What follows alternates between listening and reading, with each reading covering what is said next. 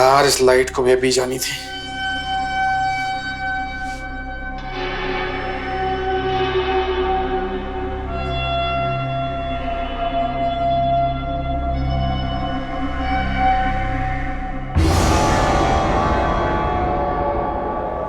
कौन है? कौन है वहां?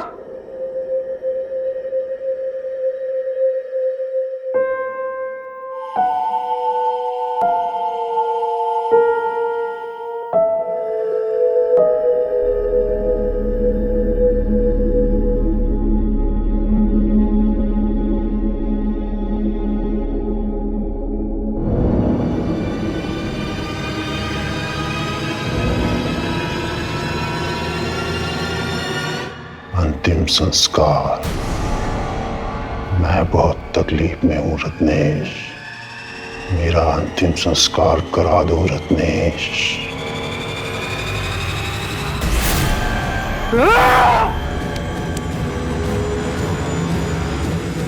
कौन है? कौन है? मैं बहुत तकलीफ में हूं रत्नेश, मेरा अंतिम संस्कार करा दो रत्नेश। नीरज भैया आप? नहीं नहीं नहीं नहीं नहीं नहीं नहीं नहीं नहीं। बहुत बहुत बहुत बहुत बहुत बहुत बहुत।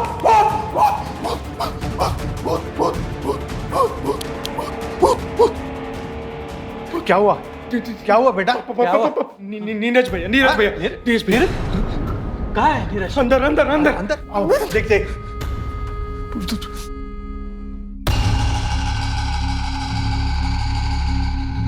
अरे क्या? कहाँ है नीरज?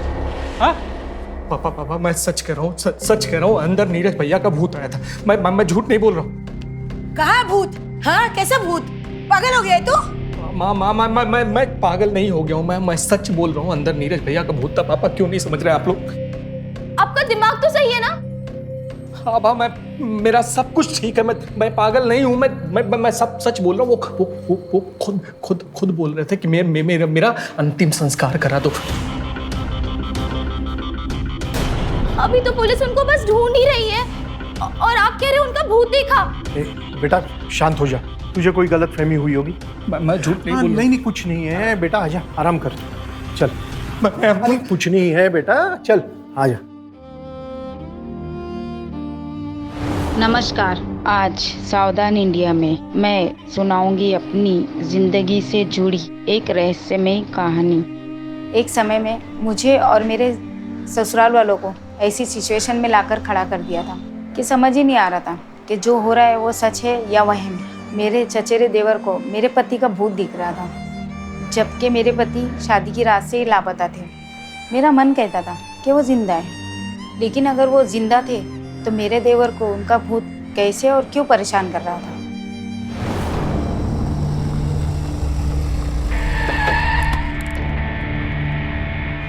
नमस्ते भाई साहब। जी नमस्ते। हम सब लोग बहुत ही ज़्यादा परेशान हैं। अभी तक नीरज का कोई पता नहीं चला है। जी हमें उसके बारे में कल ही खबर मिल गई थी और हम उसे ढूंढ भी रहे हैं। ये बताइए आप लोगों को किसी पे शक? हमारे ध्यान में तो ऐसा कोई नहीं है जिसकी नीरज के साथ कोई दुश्मनी हो।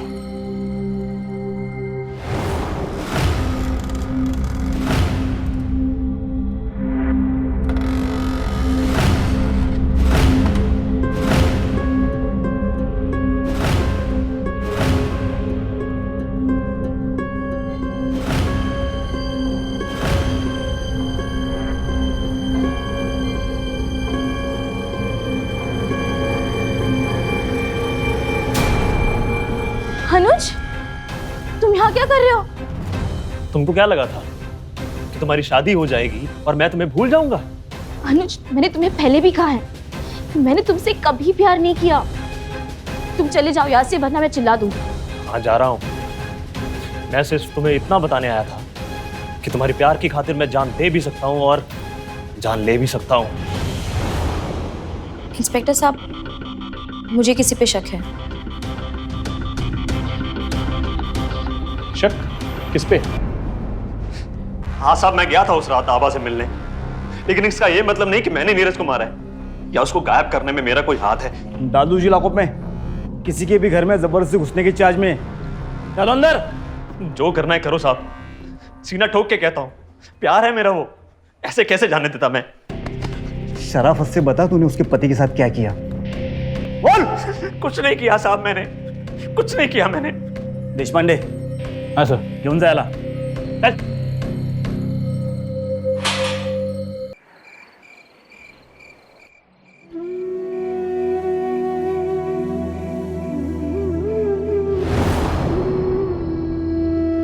मैं आपको पसंद तो हूं ना? अगर पसंद नहीं होते तो बात इतनी आगे थोड़ी ना बढ़ती। लेकिन मुझे आपसे कुछ कहना है। क्या? कहिए ना। मेरे अंदर एक बुरी आदत है। घर वाले अक्सर इस आदत से बहुत परेशान रहते हैं। हो सकता है आगे चलकर आपको भी परेशानी हो, इसलिए अभी बताना जरूरी है। कैसी आदत? मेरे घूमने का शौक। मुझे नई नई जगह देखने का, घूमने का बहुत शौक। एक तरीके से लत है।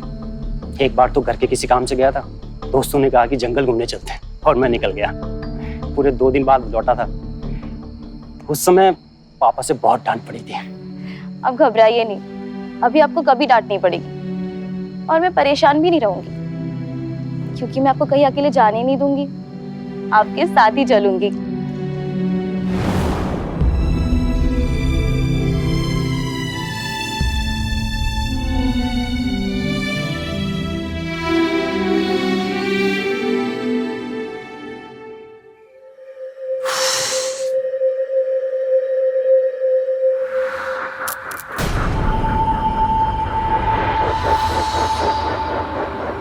रत्नेश, तूने मेरी बात नहीं मानी रत्नेश। मैं बहुत तकलीफ में हूं रत्नेश।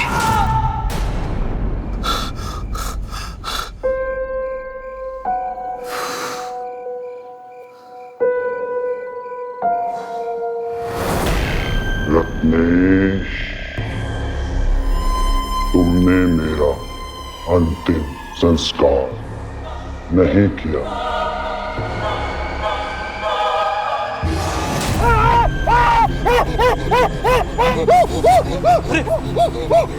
वो बेटा भैया भैया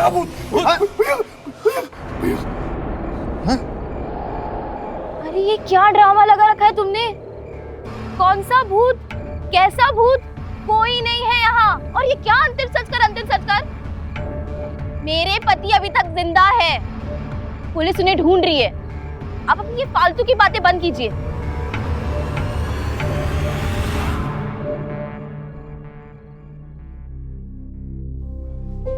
सदमे की वजह से थोड़ा सा बुखार हो गया। दवाई मैंने दे दी है, जल्दी ही बुखार कम हो जाएगा। Thank you doctor. Thank you. आई।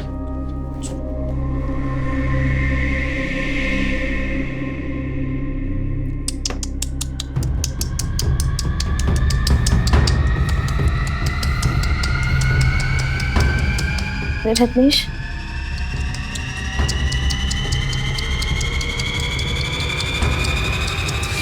अंतिम संस्कार कर दो। इतना दिन से कह रहा हूं मैं, मुझे मुक्ति दे दो। वहां जंगल में मेरी लाश पड़ी है।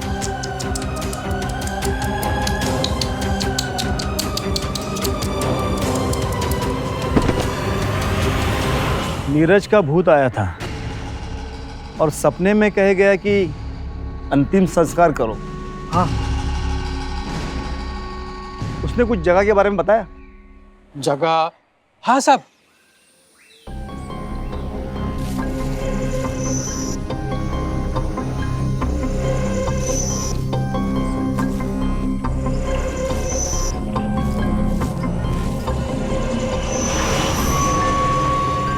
सर लाश यहाँ पे। नीरज, आप लोग रुकिए प्लीज। नीरज, प्लीज। अरे मेरा बेटा नीरज, मेरा बेटा।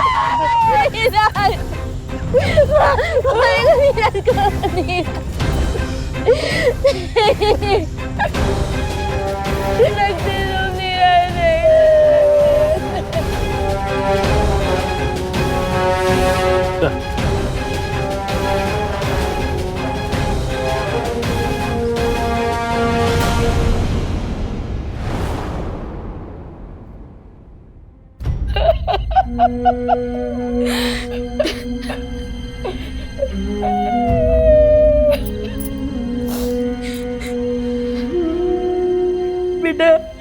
तू इसकी चूड़ियां उतार दे। रुको, अब हमारी बहू नहीं, बेटी है। जिंदगी भर वो विधवा का जीवन नहीं बिताएगी। रत्नेश शादी करेगा उससे। बेटा रत्नेश, अब तुम ही इस घर के इकलौते वारिस हो। क्या है मर्जी तुम्हारी।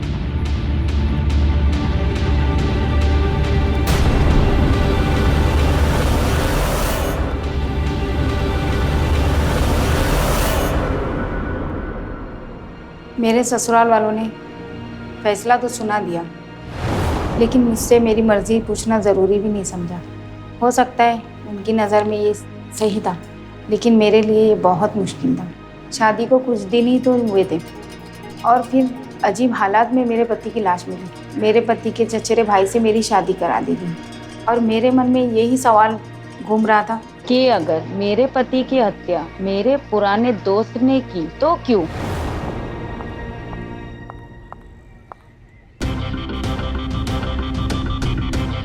मारा तुमने मेरे पति को? हाँ, क्यों मारा? बताओ, क्यों मारा तुमने? बोलो। मैंने उसको नहीं मारा। क्यों नहीं समझती हो तुम? मैंने किसी को नहीं मारा है। तुम झूठ बोल रहे हो। तुम ही आए थे उस रात मेरे घर।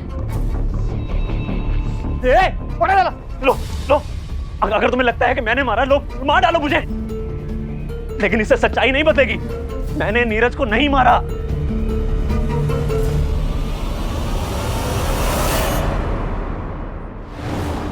सबको यकीन था मेरे पति की हत्या मेरे पुराने दोस्त ने की है, लेकिन उसकी बातें सुन के मैं ये तय नहीं कर पा रही थी क्या सच है। कुछ समझ नहीं आ रहा था कि मेरे पति की हत्या किसने की है। और इस बीच लोग मेरे देवर यानी मेरे नए पति को चमत्कारी मान चुके थे, क्योंकि उसने मेरे पति की हत्या का पता लगाया था। गुमशुदा लोगों के परिवारों का मसीहा आ गया। या पीछे घर देख रहे हैं, यह उन्हीं का घर है, रत्नेश डांगे। रत्नेश डांगे जिन्होंने अपनी पारालौकिक शक्तियों का इस्तेमाल करके अपने भाई के कातिल को पकड़वाया।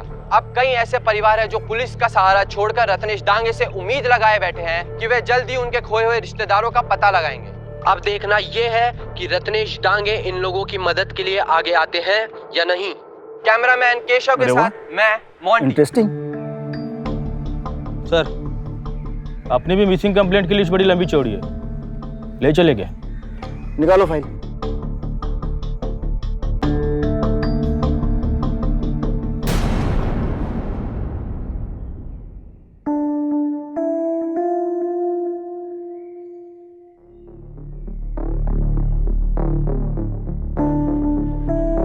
क्या तुम सच में भूतों से बात करते हो? क्या तुमने सच में नीरज के भूत से बात की थी?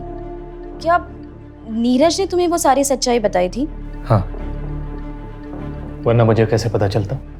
तो तुम एक बार नीरज से पूछते क्यों नहीं हो कि उनका कातिल कौन है? अब क्या बकवास कर रही हो? जब से भैया का अंतिम संस्कार हुआ है, उनका कोई भी भूत मेरे पास नहीं आया। पर अगर तुम उनसे एक बार बात कर सकते हो तो दोबारा क्यों नहीं? आभा, तुम ये बातें बार बार क्यों करती हो? भैया तू चुप कर यार।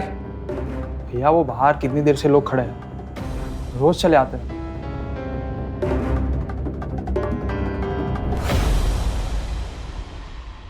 हम आपसे हाथ जोड़कर विनती करते हैं भैया जी, हमारा ये फोटो देखकर पता लगाइए, 2 महीने से गायब है, पता नहीं जिंदा भी है कि नहीं। नहीं बात करनी मुझे आत्मा से, जाइए यहाँ से। लेकिन आपने तो अपने भाई को ढूंढ निकाला, फिर हमारी भी थोड़ी मदद कर दीजिए ना भैया जी। आपको क्या पता? आपको क्या पता कि मेरी जिंदगी का कैसा दौर था?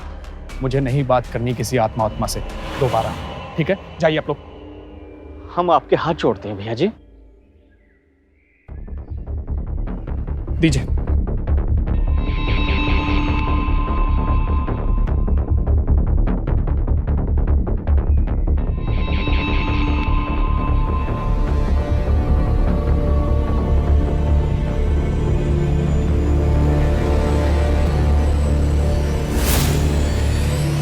नहीं दिख रहा है इसमें कुछ मुझे। लेकिन क्यों नहीं दिख रहा भैया जी? अरे ये तो अच्छी बात है, इसका मतलब आपकी बीवी जिंदा है। प्लीज आप जाइए यहाँ से। चलिए चलिए सब लोग निकलिए, चलिए घर पे चलिए। घर पे जाइए प्लीज। कल आना, आज की सभा खत्म, चलिए।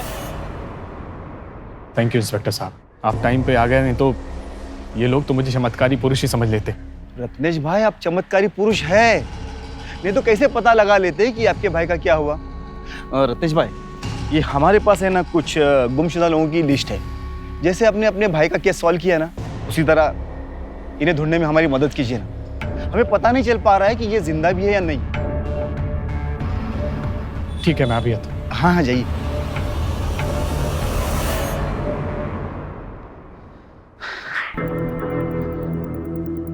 भैया अबे मुझे लग रहा था ये इंस्पेक्टर मुझे गांव वालों से बचाएगा, ये खुद फोटो लेके आ गई।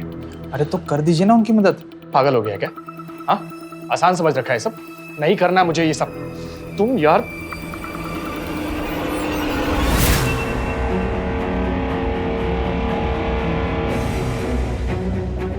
अरे भैया चलिए, वो इंस्पेक्टर साहब आपका इंतजार कर रहे होंगे।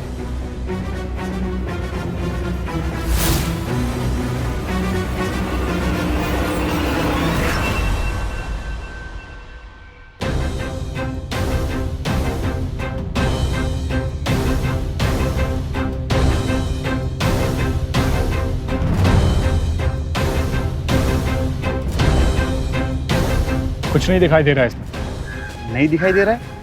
अच्छा इसमें देखिए।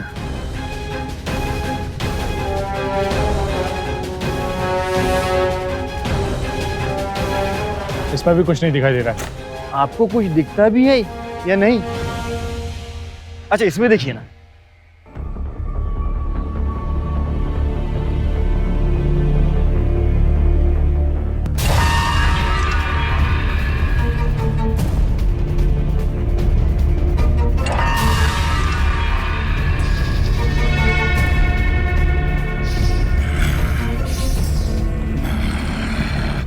यहाँ से 4 किलोमीटर दूर दक्षिण दिशा में मेरी लाश मिलेगी। भैया ये क्या हुआ? मैं पानी लेके आता हूँ।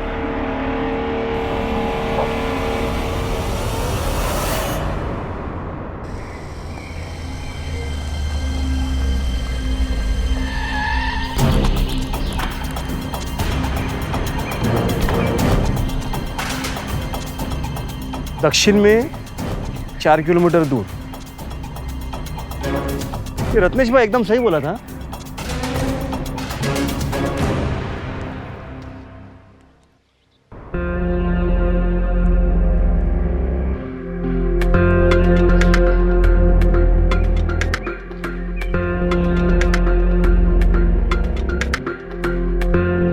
सर वही आदमी लग रहा है, घड़ी एकदम सेम लग रहा है। अच्छा हाँ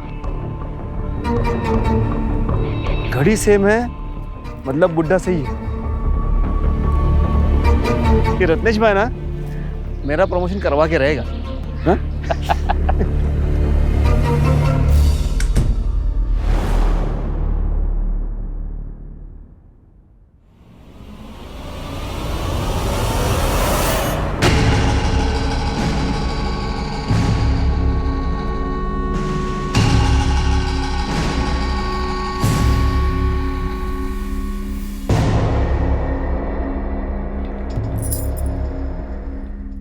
क्या हुआ?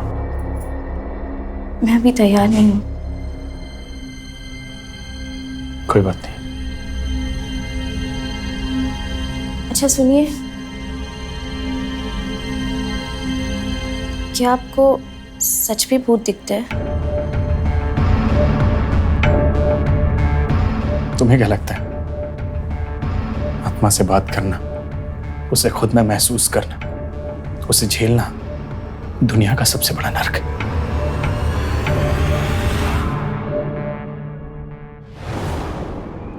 उसे लगता था कि उसकी जिंदगी नर्क है, लेकिन उससे ज्यादा नर्क तो मेरी जिंदगी बन गई। एक पति जिसकी हत्या हो चुकी थी, उसका असली कातिल कौन था पता नहीं था। और फिर मेरा दूसरा पति जिसे भूत और आत्माएं दिखती थी। मैंने कभी इन सब बातों पे विश्वास नहीं किया, लेकिन सब भरोसा कर रहे थे। आसपास के लोगों का भरोसा ही उसके लिए मुसीबत बन गया था।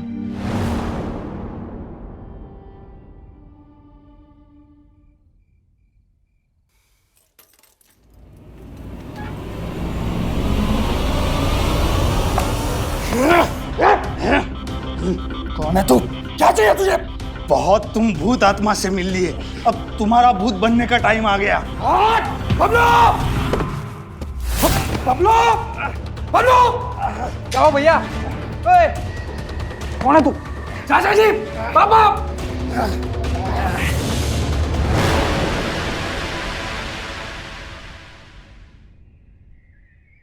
इन्हें क्यों मारना चाहता था? तेरी क्या दुश्मनी इनसे? बोल! डर गया था मैं। ये जिस तरह गुमशुदा लोगों से बातें करता है, जिस तरह भूतों से बातें करता है, कहीं ये जिन लोगों को मैंने मारा है उनके भूतों से अगर इसने बातें की तो मेरा कच्चा चिट्टा खुल जाएगा। अब खुल गया ना? देशपांडे, हाँ सर, ले चलो इसे। चलते हैं।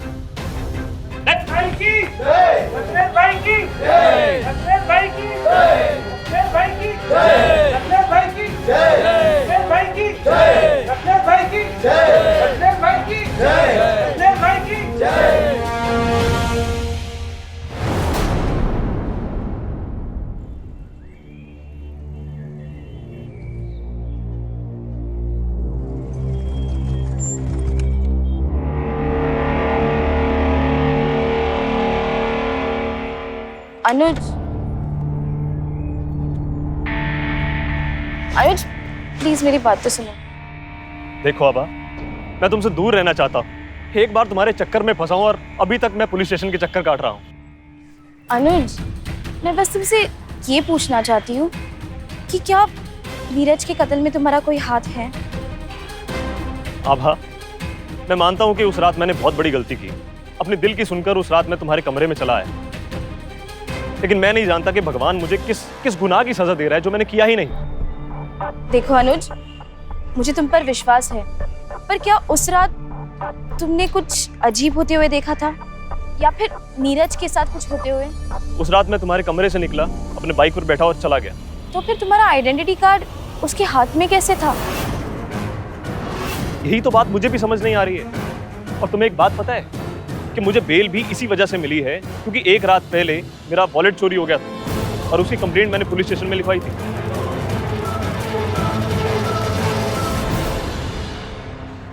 मेरा फोटो पहला था। हाँ हाँ हाँ, एक मिनट। बेटा एक बार बाबा से मिलवा दीजिए ना। एक काम करें, आपका फोटो दीजिए, बाबा जी। आएंगे तो बता देंगे आपको, जी, ठीक जी, है? जी। फोटो भैया, फोटो लाओ, photo. So sorry, so sorry. भैया भैया भैया भैया, उधर उधर भैया, हाँ जी, उधर उधर उधर बैठिए, उधर चलो। भाभी जी, मैं करता हूँ, मैं करता हूँ।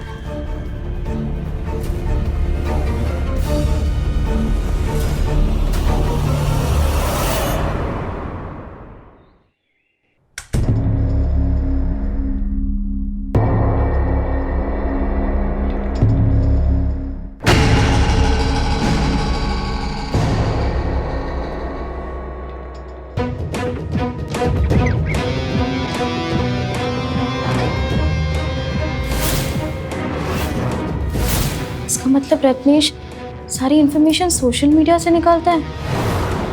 मुझे भूत और आत्माओं पे कभी भरोसा ही नहीं था, लेकिन उस दिन जो देखा मैं सोचने पे मजबूर हो गई कि वो इस तरह का झूठ क्यों बोल रहा है। मन में बहुत सारे सवाल थे कि ये पूरी दुनिया को धोखा दे रहा है और अपने भाई का भूत इसे नज़र कैसा है और उसने कैसे बताया कि उसकी लाश कहाँ है? क्या वो झूठ बोल रहा था? और अगर ये सब झूठ था तो इसका मेरे पति की हत्या से क्या संबंध था?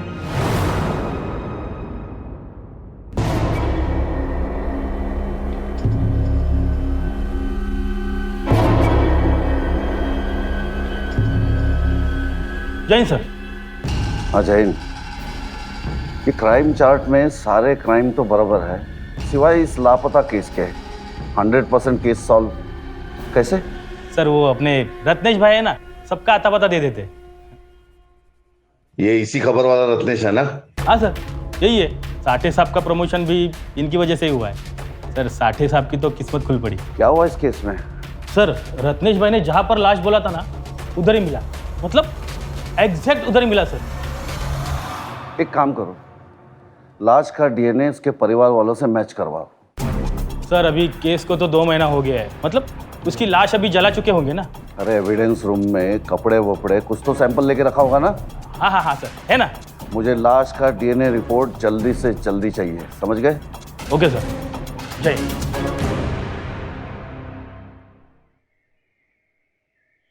फोटो। अरे मैंने सुना है अपने रत्नेश भाई अब ज्यादा कुछ बता नहीं पाते। क्यों?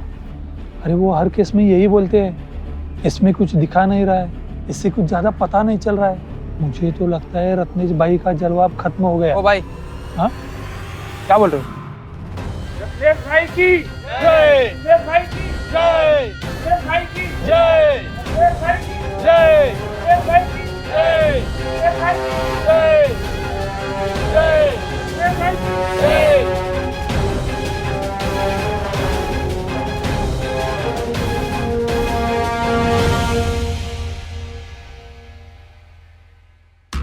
इनके संबंधी कौन है?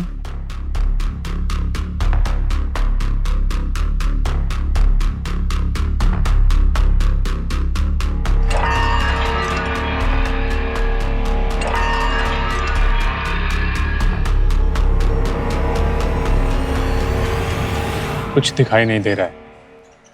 आप खुशनसीब हैं कि अभी जिंदा है। इनके संबंधी कौन है?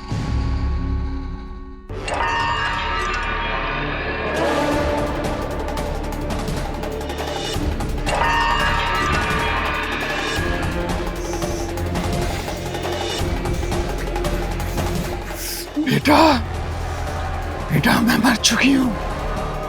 मेरी लाश नागपुर के पास मिलेगी। तुम खुश रहना, तुम खुश रहना बेटा।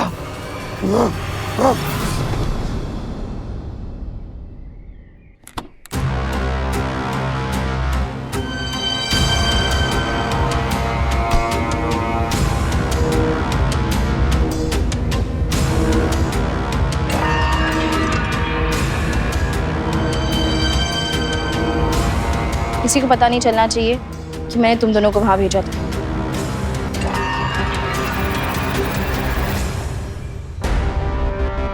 मतलब आपको भी आपके पति की शक्तियों पर शक है? रास्ता छोड़िए। छोड़ देते हैं, मैंने किसी का रास्ता नहीं पकड़ा। वैसे आपने बताया नहीं कि आपने ये सब कुछ क्यों किया। मैंने सब कुछ देखा वहां सभा में। और आप कौन? इंस्पेक्टर दीक्षित, साठे की जगह पे आए। ये तो बता दीजिए कि ये फोटो किसकी थी? मेरे दोस्त की दादी की, और वो अभी जिंदा है।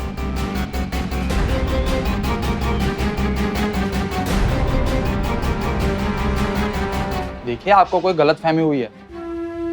कोई गलतफहमी नहीं हुई है, ये मेरा बेटा है।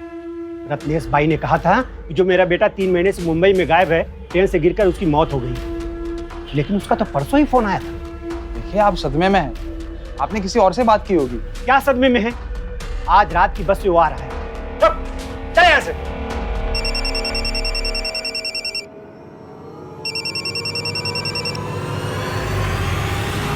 अब बोल। अरे रत्नेश भाई, गड़बड़ हो गई। उस आदमी का लड़का तो जिंदा निकला और आज रात की गाड़ी से वो घर आ रहा है। आएगा तो बस स्टैंड पे ही ना? हाँ। तो करो इंतजार।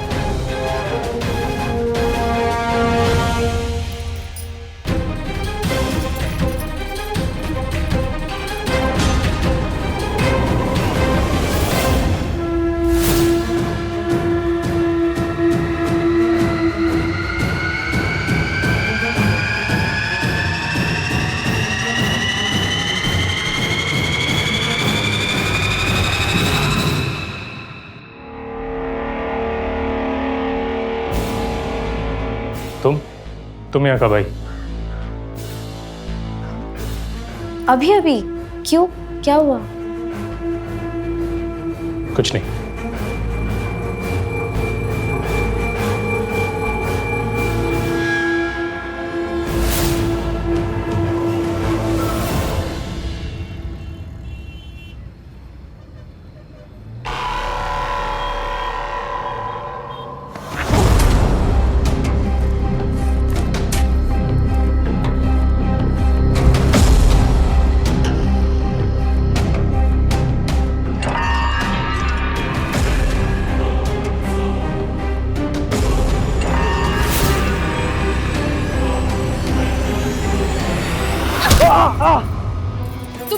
वरना मैं तुम्हें दोबारा मारूंगी। भाभी कुछ मत करना।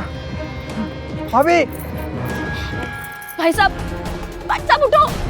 भाई साहब उठो, उठो जल्दी उठो, जल्दी उठो, उठो जल्दी, आराम से उठ जाओ। एक मिनट, आपकी बैग, एक मिनट, आराम से जल्दी।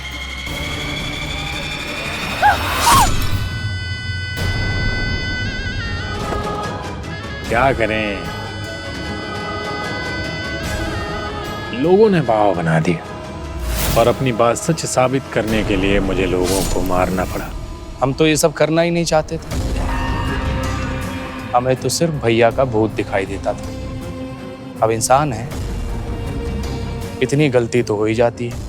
रत्नेश, तुम ये जो कर रहे हो ना, ये बहुत गलत है। मैं पूरी दुनिया को बता दूंगी तुम्हारा ये सच। क्या बता दोगी? ये जो फ्रॉड मैं दुनिया वालों के साथ कर रहा हूँ, ये सबूत है तुम्हारे पास? कुछ भी नहीं मिलेगा, क्योंकि भक्तों के बीच मेरा डंका बजता है। हा? और तुम्हें क्या लगता है? हाँ? ये सब करके तुम निकल जाओगी, तुम्हारा वो हश्र करूंगा कि तुम आईने में अपनी शक्ल देखने से पहले कांप जाओगी।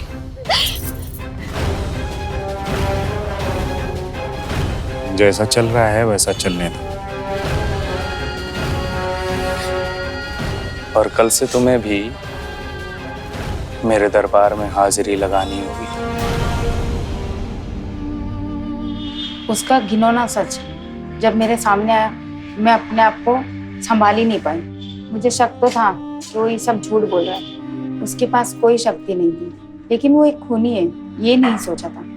लेकिन ये तो समझ में आ गया था कि वो अपने झूठ को सच साबित करने के लिए और लोगों को बेवकूफ़ बनाने के लिए वो खून कर रहा था। लेकिन मेरे पहले पति की जान किसने ली, उसके भूत दिखने के सच क्या था, ये अभी तक एक रहस्य था। Sir, DNA report.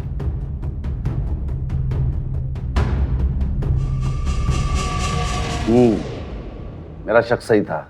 जिस आदमी के हाथ में गोल्डन वॉच मिली थी वो आदमी कोई और था, इसलिए उसका डीएनए उसके परिवार वालों से मैच नहीं कर रहा है।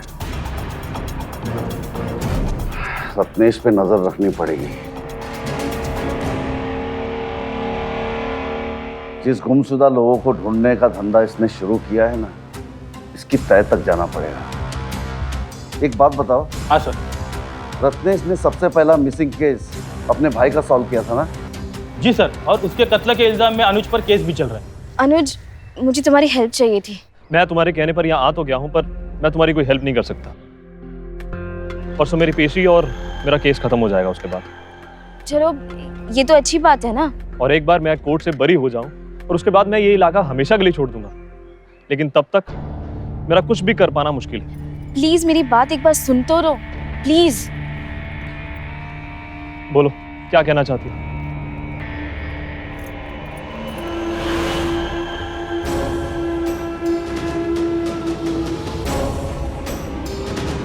हाँ रत्नेश भाई, समझ गए।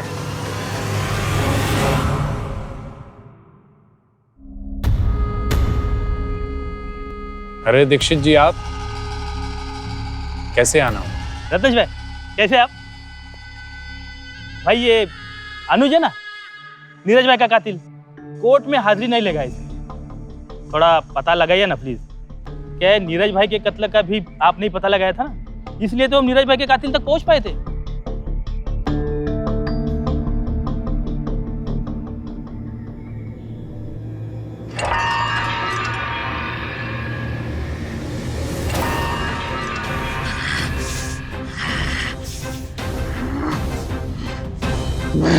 मैं अपनी गुनाहों से थक गया था, इसीलिए मैंने आत्महत्या कर ली।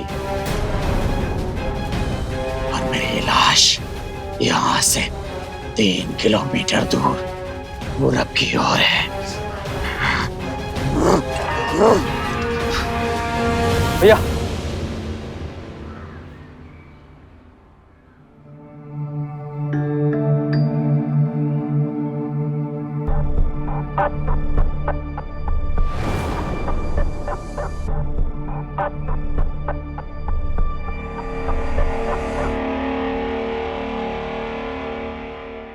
क्या तुमको पक्का यकीन है कि अनुज की लाश वही है? आप मुझ पर शक कर रहे हैं? मेरी बात सत्य है ये साबित करने के लिए मैं स्वयं आपके साथ वहां चलूं। चलिए।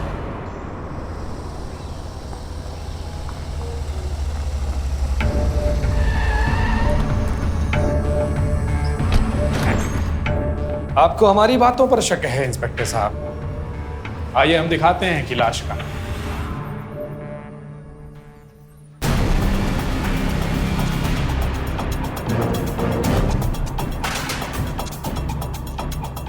लाश?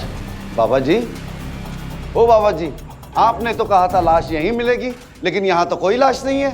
कहाँ गई लाश? यहीं पर तो थी हाँ, आपने तो लाश यहीं डाली थी, फिर कहाँ गई लाश? क्या हवलदार पागल हो गया क्या? छोड़ मुझे। वैसे ही जैसे आपने अपनी भाई की लाश जंगल में फेंकी थी और फिर खुद ही पता बता दिया। ये क्या कह रही हो बहू तुम? मैं सच कह रही हूँ पापा, तभी मुझे इन पे शक हो गया था, इसीलिए मैंने इनकी कमरे की तलाशी ली।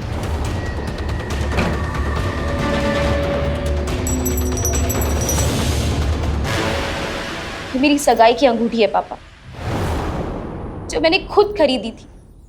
अगर नीरज के कातिल की खबर नीरज के भूत ने इन्हें दी थी, तो क्या ये अंगूठी भी नीरज के भूत ने इन्हें दी थी? ये क्या कह रही है?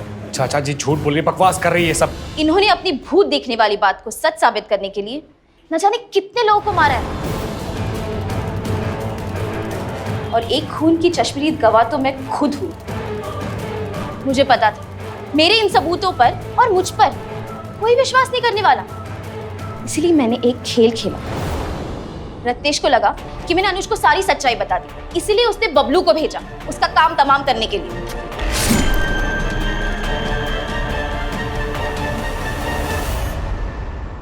लेकिन बबलू का पीछा करते हुए सही समय पर मैं वहां पहुंच गई। अनुज, अनुज,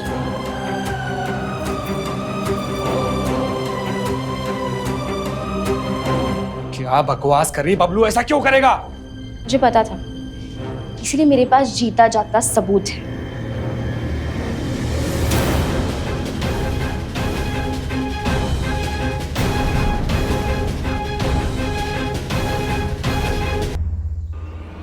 मैडम,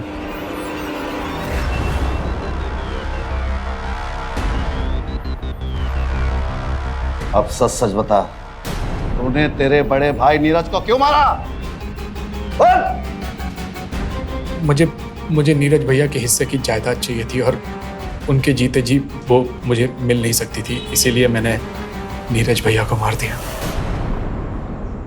और वो भूत का नाटक? नीरज भैया को मारने के बाद पूरा दिन चैन से नहीं रह पाता था और रात को सो नहीं पाता था, क्योंकि नीरज भैया का भूत मुझे परेशान करता था। इस डर से बचने के लिए मुझे एक ही रास्ता नजर आया कि मैं भैया का अंतिम संस्कार करा दूं। इसलिए मैंने उनकी बॉडी वहां से निकाल के जहां मैंने गाड़ी थी जंगल में फेंक दी।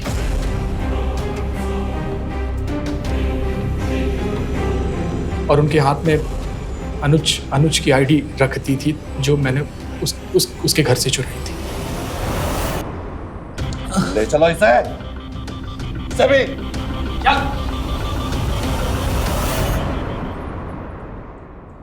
भूत और आत्माओं की झूठी बातों ने एक कातिल को महान बना दिया। इतना बड़ा बना दिया था कि उसे लगने लगा था कि उससे बड़ा कोई नहीं। पुलिस को उसने बताया कि उसे सिर्फ और सिर्फ उसके भाई के भूत ने ही डराया था। लेकिन क्या वो भूत था? नहीं, डॉक्टर्स ने बताया कि वो सिर्फ उसके अंदर का डर था। मेरे पति और उसके ड्राइवर को कई लोगों के मर्डर करने के जुर्म में सजा हुई। मेरी पहचान ज़रूरी नहीं है, लेकिन ज़रूरी है कि मेरी आवाज़ आप सब तक पहुँचे।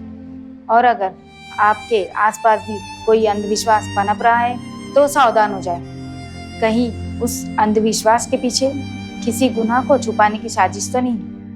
तो सावधान इंडिया।